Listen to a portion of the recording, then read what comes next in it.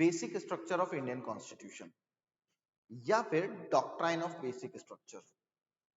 जब original constitution बनाया गया तब इस वर्ड की कोई एग्जिस्टेंस नहीं थी।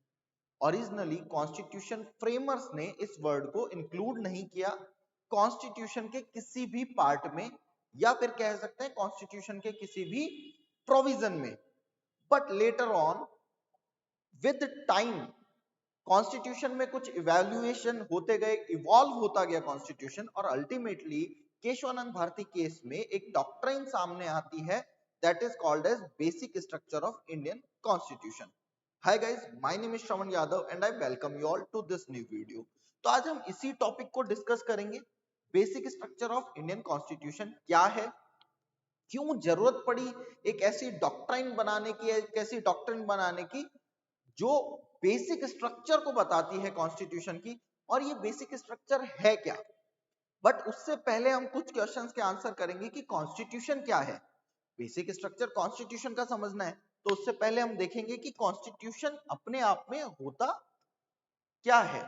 So guys, what is constitution? Constitution is fundamental law of land. ये हमने सबने पढ़ा है, बहुत सिंपल टर्म्स में ये हमने पढ़ा है कि constitution is the fundamental law of the land. और fundamental law of the land से हम क्या समझते हैं? All other laws derives their power from that law, that fundamental law। तो उसे हम कहते हैं फंडामेंटल लॉ, बिकॉज बाकी सारे के सारे लॉ उसी से अपनी पावर ड्राइव कर रहे हैं। वो जो भी उसमें पावर्स हैं किसी भी लॉ में, तो वो सोर्स क्या है उनका? कॉन्स्टिट्यूशन। ठीक है, इसको कहते हैं fundamental law of the land. But क्या सिर्फ पावर प्रोवाइड करवा रहा है constitution? Other than that constitution क्या करता है? फंडामेंटल ह्यूमन राइट्स प्रोवाइड करवाता है। Fundamental rights to the citizens, human rights to the citizens provide करवाता है। डेमोक्रेसी जो है वो इंटैक्ट रहे, या फिर जो भी वे ऑफ गवर्नेंस है, मेथड ऑफ गवर्नेंस है, वो इंटैक्ट रहे, ये इंश्योर करता है। अदर देन दैट कॉन्स्टिट्यूशन क्या करता है? It is concern with the basic feature of the framework distribution of powers distribution between the executive, legislative and judiciary organs of the governance के सारे organs में separation of power या फिर distribution of power proper हो सके। तो वो power कौन प्रोवाइड करवा रहा है? वो कहां से उसका सोर्स मिल रहा है? उसका सोर्स कहां से है? उसका सोर्स है कॉन्स्टिट्यूशन से। उसके बाद constitution of a country lays down the political structure, political system जैसे इंडिया क्या है? एक पार्लियामेंट्री फॉर्म ऑफ डेमोक्रेसी है, और prime ministerial form of government भी हम कह देते हैं। तो constitution lays down that structure कि कोई भी country presidential form of government होगी या पार्लियामेंट्री फॉर्म ऑफ गवर्नमेंट होगी। तो आई होप कॉन्स्टिट्यूशन आपको समझ आ गया कि कॉन्स्टिट्यूशन अपने आप में है क्या। उसके बाद एक टर्म आता है कॉन्स्टिट्यूशनलिज्म। कॉन्स्टिट्यूशन तो समझ आ गया, बट कॉन्स्टिट्यूशनलिज्म क्या होता है? इसको हम एक एग्जांपल से समझते हैं, एक सिंपल सा। Suppose this is the boundary. ठीक है, हमने एक प्लेग्राउंड बनाया है और इस बच्चों को बोला है कि आप यहाँ पे अपना जो भी गेम खेलना है वो खेल सकते हो, बट आप इस बाउंड्री के बाहर नहीं जा सकते। ठीक है, तो ये जो बाउंड्री है this is called the limitation. तो कॉन्स्टिट्यूशन क्या करता है? एक बाउंड्री बनाता है, एक लिमिट बनाता है फॉर द गवर्नमेंट ऑर्गन्स, और फॉर द पीपल ऑल्सो, कि आप इस लिमिट के अंदर अंदर रहकर काम करेंगे। गवर्नमेंट, जिससे कोई भी गवर्नमेंट अथॉरिटेटिव ना हो जाए, तो उनके लिए एक लिमिट सेट की जाती है, जिस लिमिट के अंदर अंदर, मतलब according to the provisions of the constitution, एक गवर्नमेंट वर्क कर सकती है, जिससे कि कॉन्स्टिट्यूशन रूल ऑफ लॉ किया जा सके, रूल ऑफ लॉ इंप्लीमेंट किया जा सके। इंस्टेड ऑफ दैट अगर ये लिमिट सेट नहीं होगी तो गवर्नमेंट क्या हो जाएंगी? अथॉरिटेटिव हो जाएंगी, मोनार्की आ जाएगी, डिक्टेटरशिप आ जाएगी, और डेमोक्रेसी को हार्म होगा। तो इसके लिए कॉन्स्टिट्यूशनलिज्म मतलब when a government works under these limits of the constitution, then that government is called as constitutional government, and this process is called as constitutionalism। I hope guys ये आपको बात समझ आई होगी और ये क्लियर हो गया होगा। अब इसके आगे हम समझते हैं कि बेसिक स्ट्रक्चर डॉक्ट्रिन है क्या, क्यों बनी ये बेसिक स्ट्रक्चर डॉक्ट्रिन। तो गाइस हो क्या रहा था?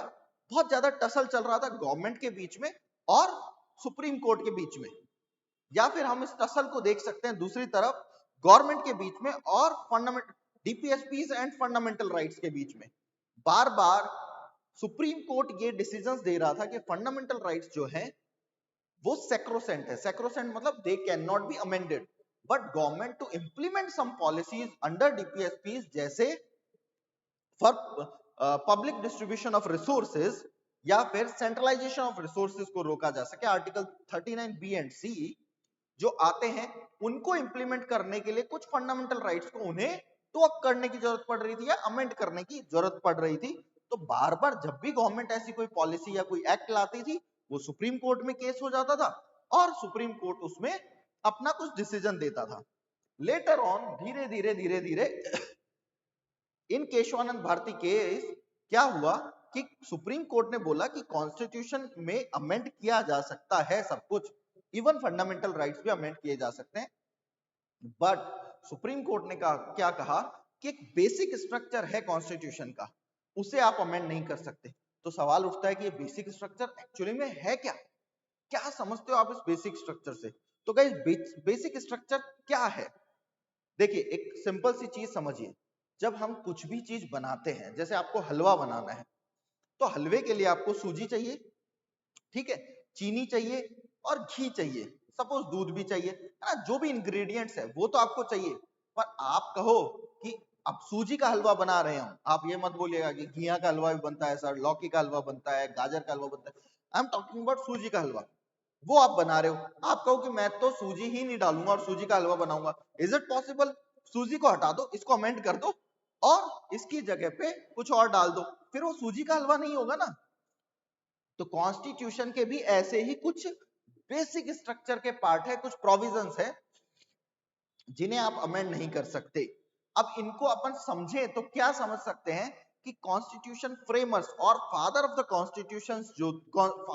कॉन्स्टिट्यूशन जो थे, उनका जो एस्पिरेशन था, वो जो अपनी इंडिया को एज ए कंट्री डेवलप करना चाहते थे या बनाना चाहते थे, जैसे फॉर एग्जांपल डेमोक्रेसी, तो डेमोक्रेसी इंटैक्ट रहे पूरे टाइम, वो बहुत नेसेसरी है। अब उसके लिए डेमोक्रेसी से रिलेटेड जो आर्टिकल्स हैं या जो प्रोविजंस है, अगर उन्हें गवर्नमेंट अमेंड कर देगी तो डेमोक्रेसी खत्म हो जाएगी, तो उसे बेसिक फीचर का पार्ट डाला गया। और अपन समझे आगे तो parliamentary form of government, fundamental rights, DPSPs या फिर judicial review power of supreme court या हाई कोर्ट, मतलब जुडिशियरी की जुडिशियल रिव्यू पावर। ये कुछ एग्जांपल है, लेटर ऑन और एग्जांपल्स को भी हम देखेंगे। ऐसे कुछ चीजों को बेसिक स्ट्रक्चर में इंक्लूड कर लिया गया कि आप इनके एसेंस को नहीं अमेंड कर सकते। हाँ, आप फंडामेंटल राइट डिलीट अमेंड कर सकते हो, इवन रिमूव भी कर सकते हो, बट आप एसेंस ऑफ फंडामेंटल राइट्स मतलब ह्यूमन राइट्स को ऑल टुगेदर अमेंड नहीं कर सकते कि सारे राइट्स ही छीन लिए आपने, है ना। बट सिचुएशन के अकॉर्डिंग अगर आपको लगता है कि यार यहां पर एक लार्जर उसके प्रॉफिट के लिए, लार्जर बेनिफिट के लिए, पब्लिक बेनिफिट के लिए हमें इसमें कुछ चेंजेस करने पड़ेंगे, दैट यू कैन डू, ठीक है। आई होप ये समझ आया होगा आपको। तो Indian constitution is a dynamic document. Dynamic document का मतलब that can be changed, that changes with the time, उसे कहते हैं dynamic document. Under article 368 Indian constitution amend किया जा सकता है। लास्ट वीडियो आर्टिकल 368 के बारे में था जिसमें हमने ये चीजें समझी। तो the doctrine of basic structure is nothing but a judicial innovation. ये जुडिशरी का इनोवेशन है, मैंने स्टार्टिंग में आपको बताया ओरिजिनली एग्जिस्ट नहीं करती थी। Ensures that the power of amendment is not misused. तो कॉन्स्टिट्यूशन को अमेंड करने की जो पावर है वो मिसयूज ना हो, पूरा कॉन्स्टिट्यूशन ही अमेंड ना कर दिया जाए। और जो एसेंस था, एसेंस है कॉन्स्टिट्यूशन का, जो एस्पिरेशंस थी हमारे फ्रीडम स्ट्रगल के बाद जो हमारे कॉन्स्टिट्यूशन मेकर्स की, वो all together null and void ना हो जाए। is not misused by parliament. The idea is that the basic feature of the constitution of India should not be altered to an extent that the identity of the constitution is lost. कि constitution की जो identity है कि democracy है, parliamentary form of government है, अगर suppose जैसे Modi government है, उसके पास एक्सट्रीम मेजोरिटी, एब्सोल्यूट मेजोरिटी है ना, कंप्लीट मेजोरिटी के साथ वो गवर्नमेंट आई हुई है, अब उनके पास मेजोरिटी लोकसभा में भी और राज्यसभा में भी है ना, सपोज दोनों जगह है, तो वो इजीली अगर 2/3 मेजोरिटी से हैं तो इजीली हर बार जो भी कॉन्स्टिट्यूशनल अमेंडमेंट करना चाहेंगे कर पाएंगे। तो इसलिए भी जुडिशरी ने ये इनोवेशन लाया कि बेसिक स्ट्रक्चर को आप अमेंड ना कर पाओ, आइडेंटिटी लॉस ना हो। सुप्रीम कोर्ट का कहना था कि कॉन्स्टिट्यूशन की आइडेंटिटी ही लॉस ना हो जाए, ठीक है। तो बेसिक स्ट्रक्चर डॉक्ट्राइन का ये एक हिस्टोरिकल बैकग्राउंड है, कैसे बना। शंकरी प्रसाद केस में फर्स्ट कॉन्स्टिट्यूशनल अमेंडमेंट आता है, उसमें फिर गोलकनाथ केस आता है जहां पे सुप्रीम कोर्ट वापस कहता है कि फंडामेंटल राइट्स सैक्रोसेंट है। ये डीपीएसपी और फंडामेंटल राइट्स का टसल चल रहा था इसके अंदर। फिर पार्लियामेंट एक नया एक्ट बना देती है। एक्चुअली होता क्या है, इसको ब्रीफ में समझते हैं, ज्यादा इसकी रिक्वायरमेंट नहीं है ना। तो इसको ब्रीफ में समझते हैं कि सुप्रीम कोर्ट कहता है कि फंडामेंटल राइट्स आर सैक्रोसेंट, तो पार्लियामेंट एक नया कॉन्स्टिट्यूशनल अमेंडमेंट करती है और एक नया इंट्रोड्यूस करती है प्रोविजन कि फंडामेंटल राइट्स को अंडर आर्टिकल 368 गवर्नमेंट या पार्लियामेंट अमेंड कर सकती है और ये जुडिशियल रिव्यू के परव्यू के बाहर होगा। उसके बाद कॉन्स्टिट्यूट कि सारे राइट्स, सारे आर्टिकल्स जो भी होंगे उन्हें पार्लियामेंट जो है अमेंड कर सकती है, फंडामेंटल राइट हो कुछ भी हो, और वो जुडिशियल रिव्यू के बाहर होगा। पर केशवानंद भारती केस में क्या होता है, सुप्रीम कोर्ट कहता है कि ठीक है आप फंडामेंटल राइट्स को अमेंड कर सकते हो, आर्टिकल 14 और 19 के परव्यू के बाहर होगा वो अमेंडमेंट। मतलब 14 और 19 है उसके लिए आपको कोई केस नहीं कर सकता। अगर आप डीपीएसपी को इंप्लीमेंट करने के लिए, जैसे आर्टिकल 39 बी एंड सी को इंप्लीमेंट करने के लिए अगर आप कुछ भी कोई लॉ बना रहे हो जो वायलेट कर रहा है फंडामेंटल राइट्स को अंडर आर्टिकल 14 एंड 19, जो वायलेट कर रहा है, तो उसके लिए आपको क्वेश्चन नहीं किया जाएगा।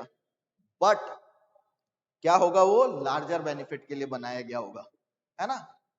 अब इसमें आप कंफ्यूज हो सकते हो, कैसे सर, जैसे प्रॉपर्टी राइट था, वो एक फंडामेंटल राइट था, तो सीलिंग लिमिट लाने के लिए गवर्नमेंट को क्या करना पड़ा कि प्रॉपर्टी राइट को, अभी तक प्रॉपर्टी राइट है, इंटैक्ट है, केशवानंद भारती केस 1973 तक प्रॉपर्टी राइट अभी भी फंडामेंटल राइट है, राइट टू प्रॉपर्टी। अब राइट टू प्रॉपर्टी के अंदर जब भी गवर्नमेंट सोचे कि ये जो जमींदार हैं, जागीरदार जिनके पास बहुत बहुत जमीन है सॉरी, उनसे वो जमीन लेकर गरीब किसानों को डिस्ट्रीब्यूट की जाए, तो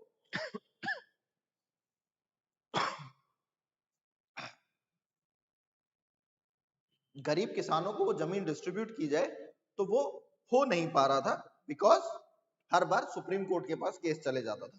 तो इसलिए आर्टिकल 39 बी एंड सी क्या बोलते हैं कि centralisation of resources and distribution of resources, ये जस्ट मैं आपको बता रहा हूं। तो इनको इंप्लीमेंट करने के लिए फॉर लार्जर बेनिफिट आप आर्टिकल 14 एंड 19 को ट्विक कर सकते हैं, आप कंप्लीटली उन्हें रिमूव नहीं कर सकते, ठीक है।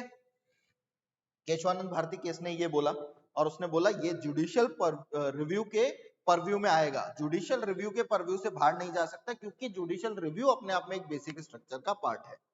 उसके बाद मिनर्वा मिल्स केस आता है, मतलब वापस से कॉन्स्टिट्यूशनल अमेंडमेंट एक्ट आता है, जिसमें जो केशवानंद भारती केस ने कहा था उसके लिए कह दिया जाता है कि कॉन्स्टिट्यूशन में अंडर आर्टिकल 368 कुछ भी चेंज किया जा सकता है, अमेंड किया जा सकता है, एक नया एक्ट लाया जाता है। बट फिर उसके खिलाफ भी मिनर्वा मिल्स केस में उसे उस एक्ट को नल एंड वॉइड डिक्लेयर कर दिया जाता है। एलिमेंट्स क्या हैं बेसिक स्ट्रक्चर के, अभी तक आपको समझ आ गया होगा बेसिक स्ट्रक्चर का एलिमेंट्स क्या है।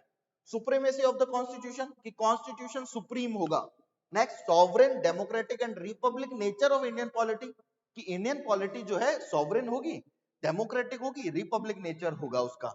सेकुलर कैरेक्टर ऑफ कॉन्स्टिट्यूशन, कि कॉन्स्टिट्यूशन सेकुलर होगा, हमारा कॉन्स्टिट्यूशन क्या है, सेकुलर कॉन्स्टिट्यूशन है। नेक्स्ट क्या है, ये इवोल्यूशन है जो मैं आपको समझा चुका हूं सारे केसेस का, कि कैसे कैसे किन किन केसेस में क्या हुआ है, और लेटर ऑन कैसे डॉक्ट्रिन ऑफ बेसिक स्ट्रक्चर बनी है। Finally Minerva Mills case, Waman Rao case, Indira Sawhney, SR Bommai case के बाद, ये मिनर्वा मिल्स के केस के बाद कंप्लीटली इंप्लीमेंटेशन हो जाता है basic structure of Indian constitution, या फिर डॉक्ट्राइन ऑफ बेसिक स्ट्रक्चर का, जो केशवानंद भारती केस में आती है। आप ये पीडीएफ में सारी चीजें रीड कर सकते हो, मैंने आपको ये समझा दिया है सारा। ठीक है। नेक्स्ट क्या है, the basic feature of Indian constitution क्या क्या है? Supremacy of constitution, I have already told you, republican democratic nature, secular character, federal character of constitution, separation of power, unity and sovereignty of India, individual freedom और fundamental rights भी कह सकते हो आप, the mandate to build a welfare state, a sovereign democratic republic, social, economic and political justice, liberty of thought expression, belief, faith and worship। मतलब जो हमने जो पॉइंट्स इंडियन प्रियम्बल में लिए हैं, इंडियन कॉन्स्टिट्यूशन की प्रियम्बल में लिए हैं, वो लगभग सभी पॉइंट हमारे क्या हैं, बेसिक स्ट्रक्चर के पार्ट हैं। Equality of status end of opportunity, ठीक है, और जुडिशियल रिव्यू, ये कुछ पॉइंट्स हैं जुडिशियल रिव्यू को जोड़कर जो बेसिक स्ट्रक्चर के पार्ट है। तो बेसिक स्ट्रक्चर क्या है? जो वो पार्ट ऑफ द कॉन्स्टिट्यूशन जिसे हम अमेंड नहीं कर सकते, जो अमेंड नहीं किया जा सकता। अगर उसमें अमेंडमेंट कुछ किया जाता है तो वो जुडिशियल रिव्यू के परव्यू में आता है, क्योंकि जुडिशियल रिव्यू भी अपने आप में बेसिक स्ट्रक्चर और वो नल एंड वॉइड हो जाता है। आई होप गाइज आपको बेसिक स्ट्रक्चर का कॉन्सेप्ट क्लियर हो गया होगा, आपको वीडियो में ये चीजें समझ आ गई होंगी। आपको ये पीडीएफ अगर आप लेना चाहते हो तो हमारे टेलीग्राम चैनल को ज्वाइन कर सकते हो, वहां पर आपको ये पीडीएफ अवेलेबल हो जाएगी।